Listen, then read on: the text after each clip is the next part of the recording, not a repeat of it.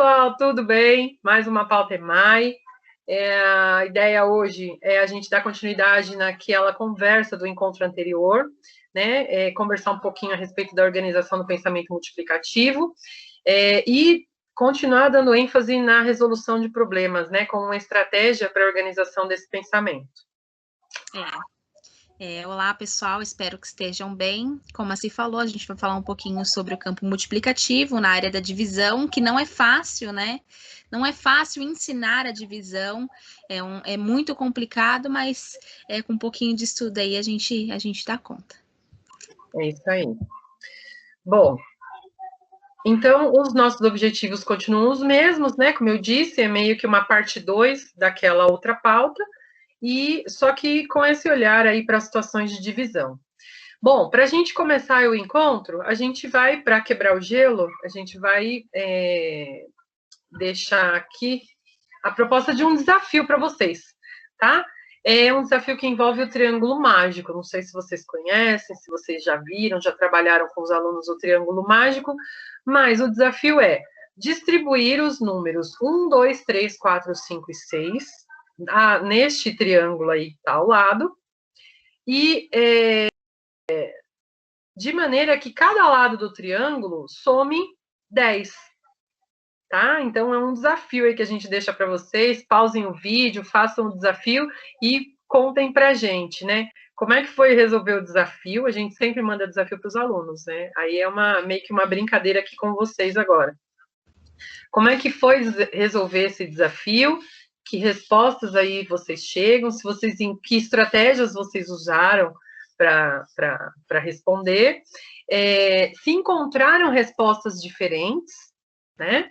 E se a gente oferecesse, aí vocês podem fazer uma reflexão depois, né?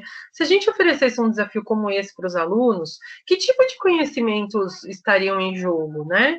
Que estratégias os alunos poderiam lançar mão, né, para chegar a essa resposta? Que trabalho daria para fazer com os alunos usando um desafio como esse? Então, façam aí as reflexões de vocês. Se quiserem compartilhar conosco, a gente vai ficar muito contente, tá? E caso alguém conheça o desafio, já tenha trabalhado com os alunos, compartilhem com a gente também como é que foi essa experiência, tá? Bom, vamos lá. Então, só para retomar aquela nossa ideia do encontro anterior, nós conversamos um pouquinho a respeito dos campos conceituais, né? Que já é uma prática nossa, desde que a gente tem trabalhado aí com o EMAI, pensar um pouquinho a respeito da organização dos campos conceituais. Então, só para retomar, a ideia dessa teoria, ela nos diz que cada conceito matemático está inserido dentro de um campo conceitual, que, por sua vez, é constituído por um conjunto de situações de naturezas diferentes. E ele diz aí que isso significa que fazer adições, subtrações, multiplicações e divisões não basta, né, para que as crianças façam esse tipo de operação, não basta as crianças efetuarem as contas de papel, elas precisam relacionar essas operações a situações, problemas variados. Então, tem sido um assunto recorrente nas nossas conversas, né? O quanto a situação problema, ela pode contribuir para que o aluno compreenda, de fato, essas operações, principalmente de uma maneira significativa, né? Então, isso está bem apoiado na teoria do Vernon. A grande contribuição dessa teoria, ela consiste em alertar o professor para a escolha das situações problema, que também é algo que a gente já conversou aqui, né? O quanto é importante pensar nessas situações problema para que, de fato, elas façam sentido para o aluno e para que elas contribuam para a organização desse pensamento. E aí, como é que se dá a escolha desses problemas dentro da rotina do professor, né? Então, ao planejar a rotina, ele deve prever as situações didáticas que envolvam os diferentes significados das operações. Então, no encontro anterior, a gente falou um pouquinho dos significados da multiplicação, e agora a gente vem trazendo esse olhar para a divisão. Mas, e a gente até vem trazendo também a importância de pensar variações de situação-problema dentro de cada área, né? Então, dentro da combinatória, a gente tem uma porção de situações que a gente pode oferecer para o aluno, né? Dentro de uma situação de divisão por distribuição, a gente também pode trazer várias situações. Então, a variação dessas situações-problema também são muito importantes. E os significados são formas de pensar, são raciocínios que os alunos desenvolvem ao resolvê-los, né? Então, essa observação aí está dentro da teoria do Verneau e é citada aí nos guias de planejamento do Ler e Escrever. Só uma retomada, né, que meio que resume muito do que a gente tem conversado aqui nos nossos encontros. Então, como eu falei, no encontro passado nós demos aí ênfase aos significados da multiplicação, e hoje a gente vai trazer aí algumas reflexões acerca dos significados da divisão, que envolvem a divisão por formação de grupos e a divisão por distribuição. Bom, a Vanessa até já começou falando, né? Mas, de fato, a divisão, quando a gente vai chegando ali, se aproximando da multiplicação e da divisão, a gente percebe que começa a haver uma dificuldade um pouco maior, tanto para ensinar como para aprender, né? A gente ouve os professores dizendo, fala assim, olha, mas a divisão, a gente conversou, a gente trabalhou, e eu não sei, eles demonstram aí uma dificuldade, já nem sei mais como é que eu faço isso, né? O que mais que eu ofereço para esses alunos para que eles compreendam de fato a divisão? E os números também da diretoria mostram que, sim, quando a gente vai se aproximando da multiplicação e divisão, o aproveitamento deles vai caindo. Então, eu acho que tudo isso, né, está bem resumido aqui nessa introdução, que diz assim, que dos 4 algoritmos das operações básicas, o algoritmo da divisão é, sem dúvida alguma, aquele que os professores mais encontram dificuldades para ensinar e os alunos para aprender. Muitos estudantes não compreendem o processo e sentem bastante dificuldade em realizar cálculos de divisão. Então, qual é o segredo para aprender divisão de forma a ter compreensão do processo? Eu acho que a própria pergunta, ela já vai trazendo aí a reflexão da resposta, né? De fato, o aluno precisa compreender, precisa fazer sentido. Então, mais do que uma repetição de algoritmos e de aquela coisa mecanizada, né, dos exercícios, precisa fazer sentido. E aí, mais uma vez, as situações problema são ferramentas que podem auxiliar a todo esse processo ter, de fato, sentido e para os alunos e que, de fato, eles compreendam as situações que estão sendo apresentadas para eles.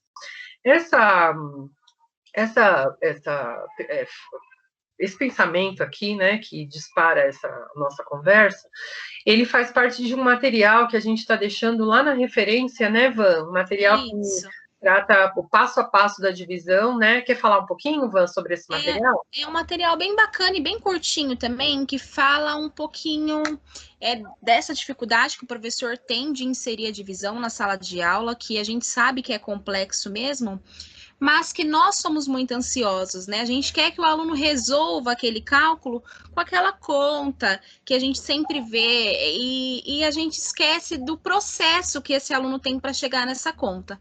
Então, tem os desenhos antes disso, tem um material concreto e lá tem um exemplo muito bacana que trabalha a divisão com o sistema monetário, então tem aquelas trocas, o tapetinho, então assim, é muito interessante. Então leiam, apreciem aquele material, que eu acho que faz todo sentido depois da leitura dele. A gente está deixando lá nas referências, né, divisão passo a passo. Isso. Deixa o link para esse material e assim, a gente faz escolhas aqui na hora de pensar a pauta para vocês. A gente também não pode preparar materiais muito longos, que a gente sabe o quanto é cansativo também assistir vídeos muito longos, são 2 horas de reunião, então a gente tenta condensar essa conversa de uma maneira mais breve, né? E a gente vai oferecendo aí os materiais de referência para que vocês busquem em outros momentos, em outras reuniões, né, ou até mesmo no momento de estudo individual do professor. Então, a gente vai inserindo aí essas referências. Bom, o que a gente traz aqui, né, para exemplificar um pouco essa conversa com vocês? Então, a gente tem aqui, para começo de conversa, um exemplo de um problema que traria aí esse pensamento da divisão, né, que traria essa necessidade de pensar a divisão, que diz assim: Júlia ganhou 12 chocolates e quer dividir entre 4 amigos em sua sala de aula. Quantos chocolates cada um vai receber? Então, eu acho que é um exemplo clássico de um problema de divisão, né? Que o que a gente quer com esse problema, de fato, é o quê? É que os alunos fizessem exatamente o que está aqui embaixo. 12 dividido por 4 igual a 3. Isso. Né? Só que, como a Vanessa falou, né? Parece tão simples isso aqui, mas ele exige um processo. Ele exige que o aluno passe por algumas compreensões e ele vá sistematizando algumas compreensões para que ele seja capaz de trabalhar com um algoritmo convencional. Então, ele vai se utilizar das estruturas aditivas, ele pode se utilizar dos desenhos, né, dos registros pictóricos, ele pode se utilizar de inúmeras estratégias. Ele pode se utilizar do manuseio de materiais concretos. Então, são todas estratégias, eu acho que são todas partes aí do processo que vão contribuir para que esse aluno chegue, de fato, a essa situação aqui de usar o algoritmo convencional. É um caminhar, né? É um percurso que a gente precisa seguir aí com o aluno, para que essa aprendizagem de fato seja significativa, né? E para que ele de fato compreenda o processo, que ele não fique repetindo procedimentos, exercícios, sem saber o que está fazendo, mas para que isso tudo ganhe aí, para que ele invista de fato aí, tenha a sua compreensão de tudo isso, tá? Então, basicamente, a gente traz esse exemplo e a gente mostra aqui, na prática, né, tudo isso que a gente está dizendo. Então, é uma situação de divisão por distribuição, que é muito comum de aparecer em sala de aula, né, é um problema muito comum, faz parte aí do nosso cotidiano em sala de aula. E a gente traz aqui, para a gente observar, eu estou clicando no lugar errado aqui. A gente traz aqui, para a gente pensar um pouco, um registro de um aluno, e ele faz o quê? Ele usa os desenhos, ele usa, dá para perceber aí no cantinho, ele usa o algoritmo convencional, então já é um aluno que domina essa organização convencional, né, da divisão. Mas acho que através de todos esses registros dos alunos, a gente consegue muitas vezes pensar aí, observar, inferir, na verdade, inferir como é que esses alunos pensaram para chegar até a resposta, né?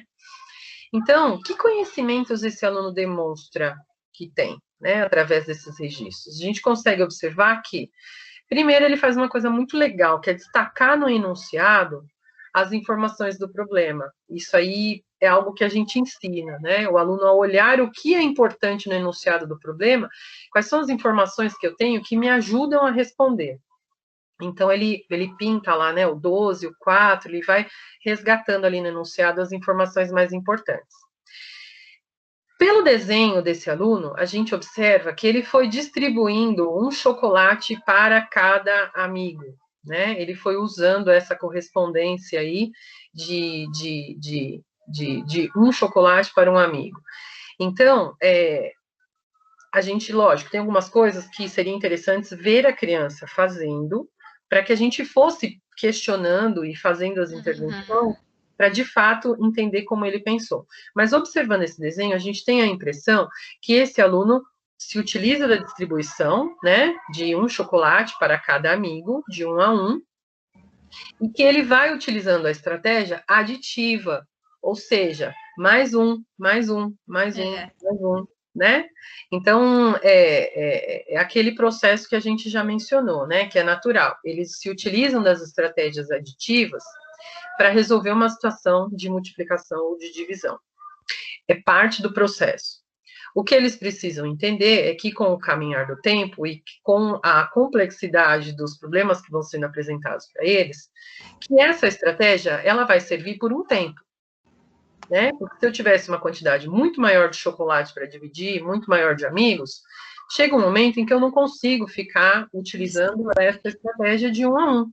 Eu preciso ter meios mais práticos, mais eficientes de chegar a esse resultado. E aí é quando isso vai fazendo sentido para o aluno e ele vai pensando outras estratégias e, como a gente diz, né? Já disse em outros encontros, campo multiplicativo ele é muito mais abrangente, né, muito mais complexo, e é natural que o aluno vá compreendendo aos poucos, né. Então, através desse desenho, fica evidente para a gente o quanto os alunos se utilizam das estratégias aditivas para resolver um problema de multiplicação ou de divisão, tá? É parte do processo. Agora, aqui tem um outro exemplo, né, de uma outra resposta de uma criança, que ela já usa outros critérios. Então, critérios próprios de divisão. Ela não foi somando ali o 1 a 1, né? Não foi trazendo o mais um para você, um para você, um para você, um para mim, né? Ela elabora aqui uma divisão diferente, com critérios próprios que ela usou, e ela distribui em quantidades diferentes. Isso é muito bacana e faz a gente pensar também naquela questão que a gente já falou, a importância da variação dos problemas. Então, eu posso oferecer problemas de divisão em que as quantidades tenham que ser iguais, e preciso oferecer também situações em que o aluno pense dessa maneira, em que ele chegue a respostas que as quantidades podem ser diferentes, né? É um desafio para o aluno quando eu coloco esse a mais aí no problema, né? Olha, a gente vai dividir, mas essas quantidades têm que ser diferentes, ou podem ser diferentes, né? Então, o aluno vai exigir aí uma série de outros pontos para considerar.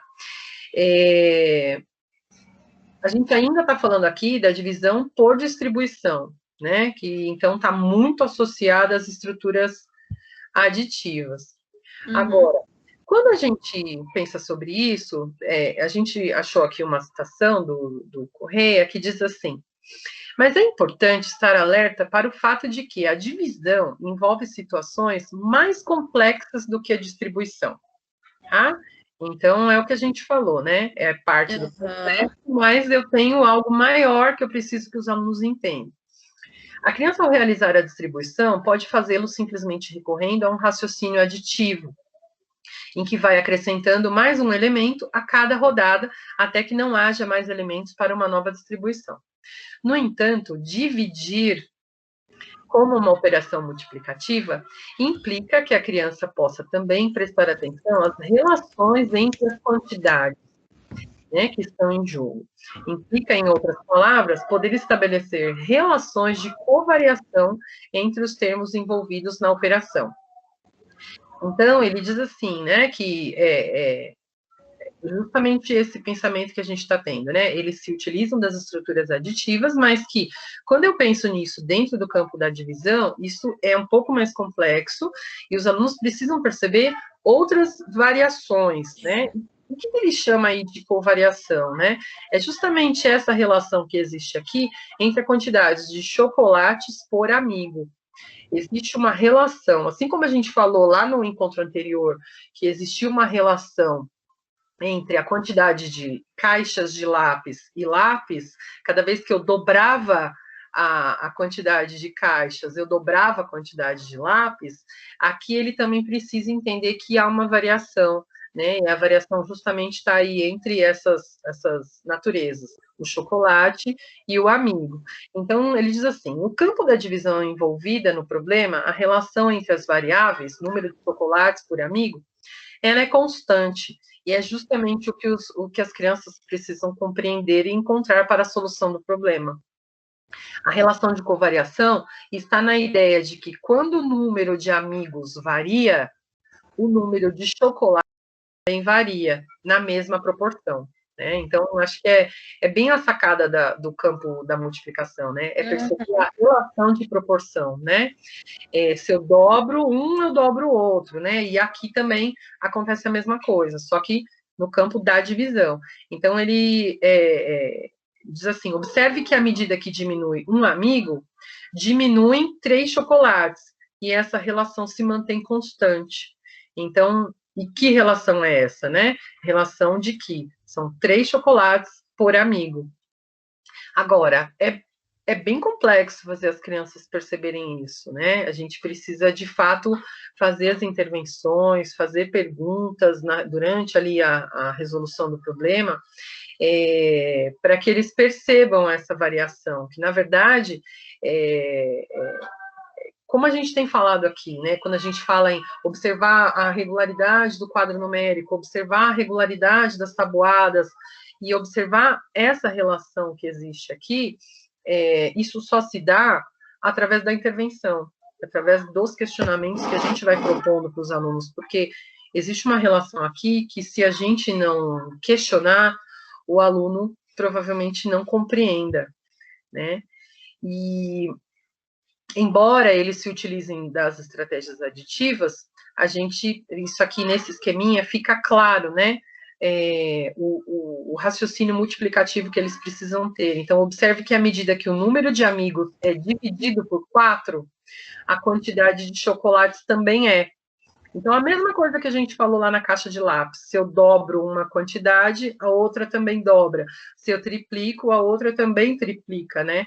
E aqui a mesma coisa. À medida que o número de amigos é dividido por 4, eu também tenho que dividir a quantidade de chocolates. Bom, a gente trouxe aqui, né, a situação de distribuição 1 a 1, né?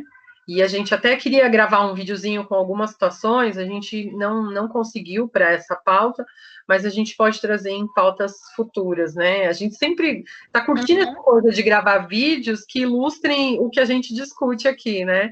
Mas hoje a gente não teve tempo para fazer isso. Mas a ideia é, de fato, a gente olhar para essas situações problema, pensando na contribuição delas para que os alunos compreendam todo essa proposta, né, que está sendo oferecida. No caso, compreensão do campo multiplicativo. Uma outra situação que a gente traz aqui para pensar é a divisão por formação de grupos. Então, a formação de grupos são problemas de divisão que trazem aí informações que dizem que o tamanho do grupo é conhecido, o número de grupos possíveis é que deve ser determinado, né? Então, um exemplo aí de um problema para ilustrar essa situação. Então, Dona Centopeia levou 20 caixas de sapatos e sacolas. Em cada sacola foram colocadas 4 caixas de sapatos. Então, quantas sacolas foram utilizadas? Aqui a gente tem a informação, né, de qual a quantidade a ser dividida, 20 caixas, isso está claro, o tamanho do grupo, 4 caixas por sacola, e o número de grupos, tá? É a informação que os alunos precisam resolver, precisam descobrir.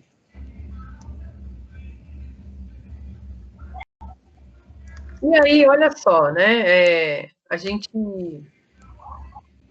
trouxe aqui uma outra situação, né, de um outro registro de uma criança, e a gente percebe o quanto é difícil para que os alunos compreendam essa variação, né? Então, você tem aqui 2 variáveis, né, os sapatos e as sacolas, e você precisa chegar a uma terceira variável, né, que é o de sapatos para sacolas. Então, isso parece simples, a formação desses grupos, mas para os alunos não é. Não é. Não é. E aí, pelo registro dessa aluna, a gente percebe, ela não se utilizou da estratégia de um a um para muitos, né? E aí a gente percebe a dificuldade que ela teve, porque a gente percebe que ela apagou e foi outras estratégias, né? Ela precisava, por isso que eu falo, quando a gente vê um registro de aluno, a gente fica inferindo a maneira como o aluno pensa, né? Como ele pensou para chegar à resposta. Mas a gente é diferente a gente estar perto e a gente poder fazer perguntas e ir investigando a maneira como o aluno pensa, né? Aqui a gente está vendo que ela foi apagando e ela foi encontrando dificuldades, né? Então, percebam que ela começa colocando aí tem sacolas que tem 5 sapatos, né? E a primeira aqui tinha 5, ela foi apagando. Então, dá para perceber que ela não usou a distribuição 1 a 1, ela foi, de fato, formando grupos. Agora, a gente não consegue perceber quais foram as estratégias que ela usou para a formação desses grupos, porque a gente percebe que ela teve problemas, ela foi apagando, e, no final, o que é interessante, né? Ela dá a resposta correta. Então, ela coloca aqui que ela colocaria 4 sapatos em cada sacola, mas a gente percebe que ela teve dificuldades na execução do problema, né? Então, é um exemplo que mostra, assim, que é necessário observar qual é a compreensão que o aluno tem da situação problema, né? Então, aqui ela precisaria formar grupos, né, em cada sacola formaria um grupo, mas a gente precisaria pensar o processo de resolução que ela usa, né, a gente precisaria conhecer, na verdade, o processo de resolução que ela usa, e não apenas o cálculo que ela faz ou a resposta final. Por quê? Porque é evidente que ela teve dificuldades, mas a gente não consegue perceber quais, né? Eu acho que isso aqui mostra para a gente o como é importante estar perto dos alunos quando os alunos vão resolvendo esse tipo de problema, para que a gente, de fato, observe como eles pensam, a gente possa ir fazendo os questionamentos, possa intervir, né? Esses questionamentos que a gente faz para a criança fazem a criança pensar, né? E permitem que a gente perceba como ela pensa. E aí, lógico, vendo tudo isso, não tem como a gente não pensar na dificuldade que tem sido o trabalho remoto, né? Se a gente trabalha um problema como esse em modalidade remota, e a gente sabe que a interação, os questionamentos, eles fazem total diferença para o aluno, como é que a gente faz isso, né, nesse período? Então, isso é uma preocupação da gente também, quando a gente vem trazendo as pautas para discussão com vocês, a gente sabe que isso é um dificultador. Mas, nesse momento, a gente pensa que o que tem que prevalecer aí é a qualidade e não a quantidade. Então, se eu fizer um movimento de interação com as crianças na semana e levar uma situação problema, né, trago um problema como esse e vou discutindo com os alunos, seja numa aula interativa pelo Meet, por uma outra plataforma, mas trago uma situação problema e discuto com os alunos e vou ouvindo os alunos, como é que estratégias eles usam para pensar nesses agrupamentos, vou confrontando essas estratégias, vou questionando, então eu torno esse momento muito rico. Então, sem dúvida, é um desafio, né? A gente conhece, a gente não sabe de todos os dificultadores do período, mas, assim, são situações que a gente traz e que fazem a gente pensar sobre, né? E a gente também vai buscando estratégias de estar inserindo todas essas discussões nas nossas rotinas. Uma situação como essa, seria uma situação muito interessante para que os alunos resolvessem usando materiais concretos, né, materiais manipuláveis. Então, eu posso trazer uma situação, problema como essa, e propor que eles resolvam utilizando material dourado, ou se eles estão em casa, que eles utilizem tampinhas de garrafa, mas é perfeitamente possível. E a gente sabe o quanto esses materiais manipuláveis ajudariam na compreensão, né, e justamente para que eles pensassem esse processo de resolução de uma maneira muito mais coerente, né, e que não sofressem como essa aluna sofre aqui para dar essa resposta.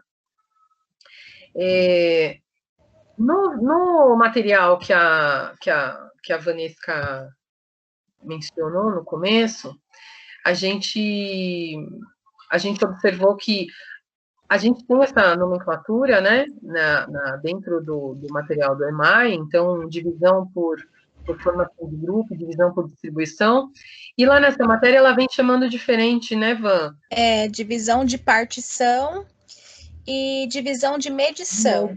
Então, a formação de grupo ela vai chamar de medição, né? Isso. E a outra de partição. Exatamente. Mas pelo que a gente observou... É a mesma coisa. É a mesma coisa. Só muda a nomenclatura. Isso. Então, a reflexão é a mesma, né? Então, por isso que a gente quis compartilhar com vocês e achou bem interessante, porque traz lá situações que se encaixam perfeitamente aqui no que a gente está discutindo com vocês, né? Outro material que a gente vai deixar aqui como apoio é um vídeo também que para auxílio e trabalho com os alunos, né? Então, a matéria que a gente deixa é uma matéria de apoio para estudo, né? Trazendo aí reflexões sobre a divisão.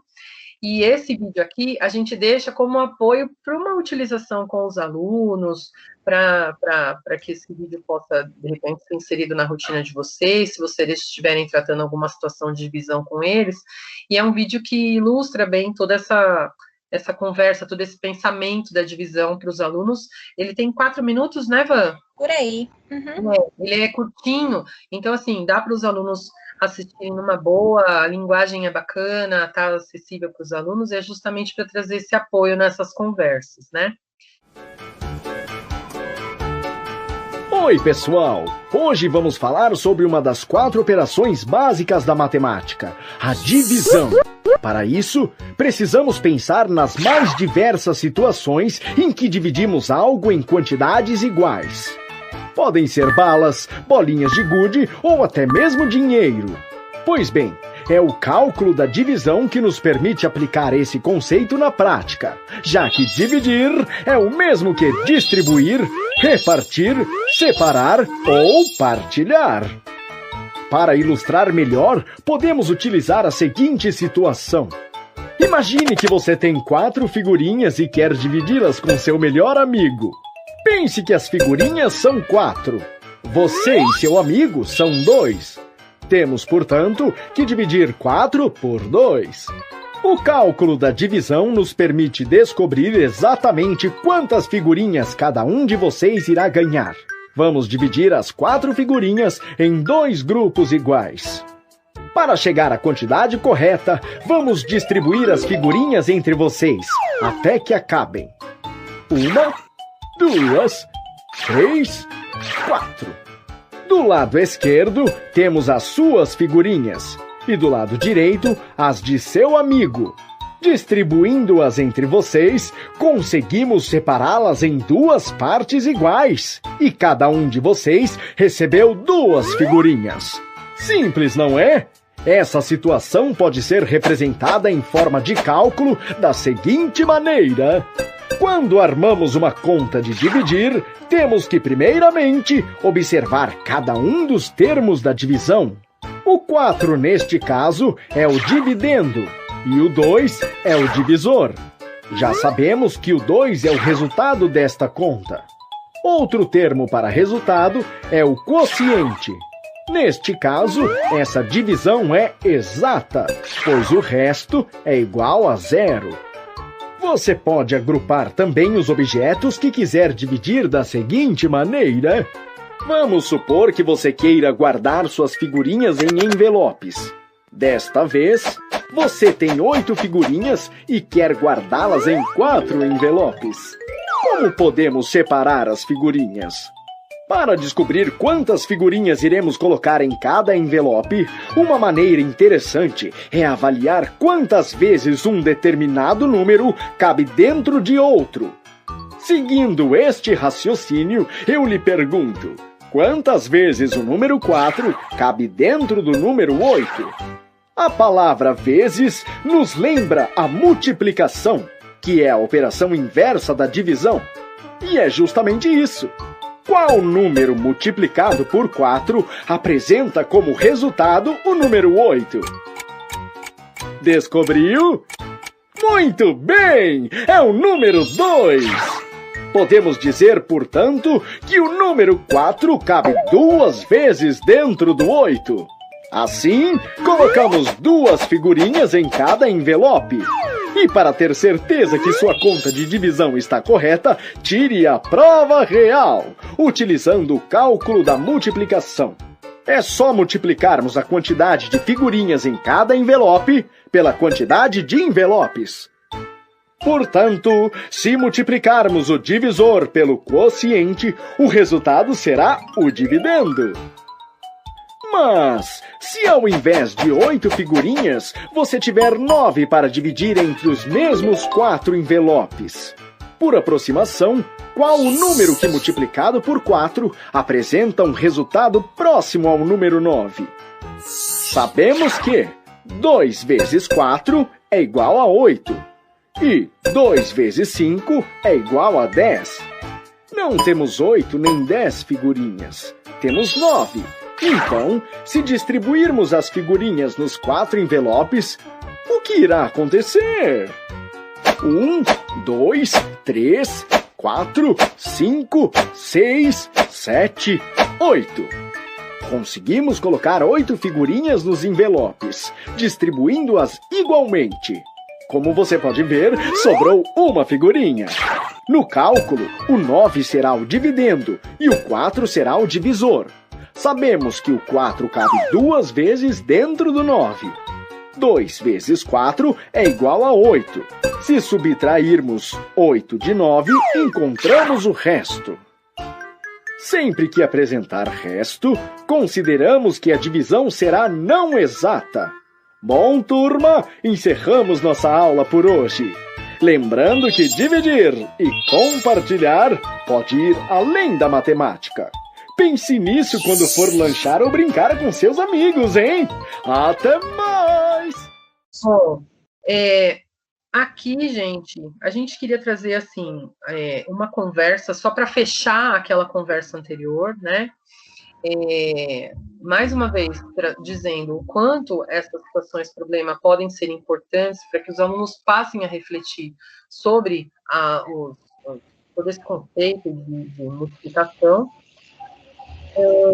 A gente tem trazido aqui nas nossas conversas sempre um olhar para os alunos menores. É interessante isso, né?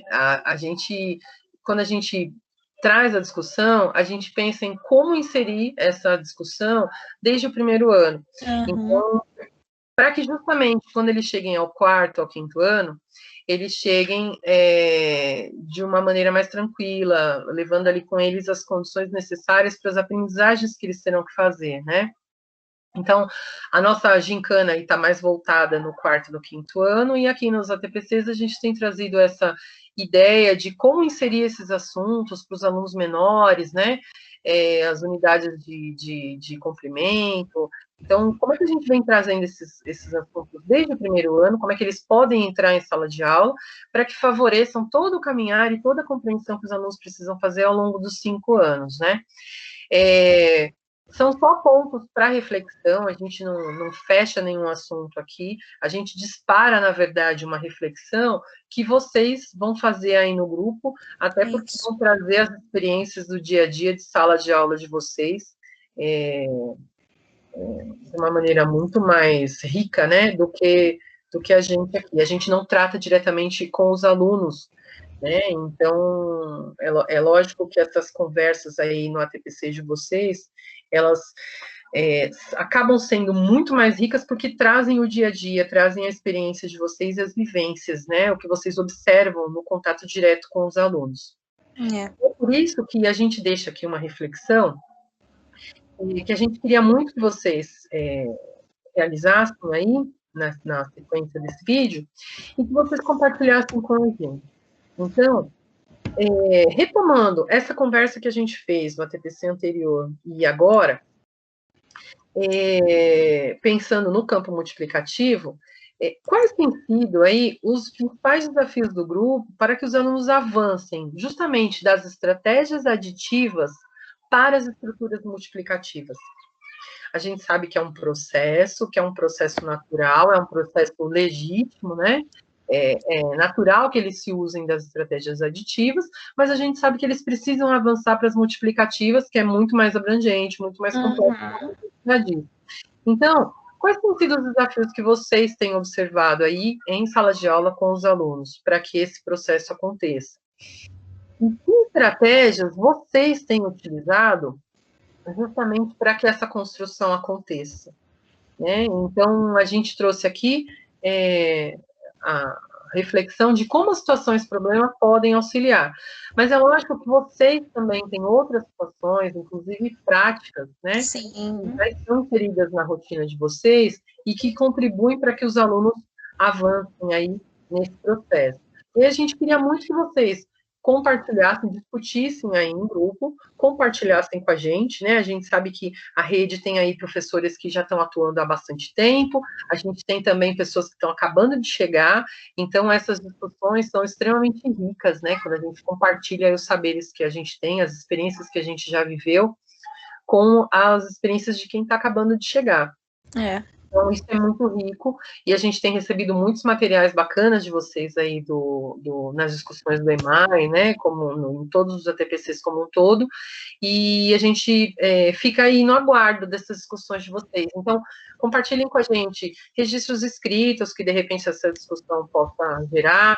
Se vocês quiserem gravar áudio, gravar vídeo, gravar o ATPC aí que vocês vão desenvolver e mandar para a gente, fiquem à vontade para compartilhar todo tipo de material conosco, tá? Isso mesmo. Acho que é isso, né, Van? A gente deixa aqui as referências, então, a referência, esse link é o link para aquela matéria que a gente falou, né, a divisão passo a passo. O que eu achei muito bacana da matéria também é o que a Van falou, ela faz todo um caminhar, né, desde os registros históricos, a questão dos materiais manipuláveis, e chega ao algoritmo convencional, né? É bem bacana, ela vai mostrando ali o passo a passo, né, do processo, e a gente deixa também aqui o vídeo de apoio para a utilização com os alunos. Acho que é isso, né, Van? É isso, acho que é isso mesmo. Tá? Olha, boa discussão para vocês, boa reunião, a gente se vê na próxima pauta em maio. Um beijo grande, fiquem com Deus, se cuidem, e a gente aguarda aí os materiais de vocês, tá bom? É isso mesmo. Um super beijo e até logo.